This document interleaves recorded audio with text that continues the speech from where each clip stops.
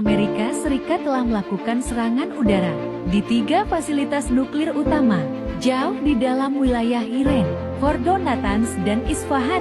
Muatan penuh bom dijatuhkan di fasilitas utama, dilaporkan menyebabkan kerusakan parah. Semua pesawat Amerika yang terlibat dalam operasi telah kembali dengan selamat. Pemogokan ini mungkin menyalakan sekering untuk konflik yang jauh lebih besar. Sebagai tanggapan, Iran telah mengumumkan bahwa setiap pangkalan militer AS di Timur Tengah sekarang dianggap sebagai target yang sah.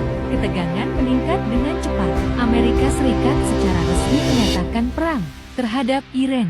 Ketegangan yang selama ini memanas akhirnya meledak. Jadi konflik terbuka di seluruh Timur Tengah.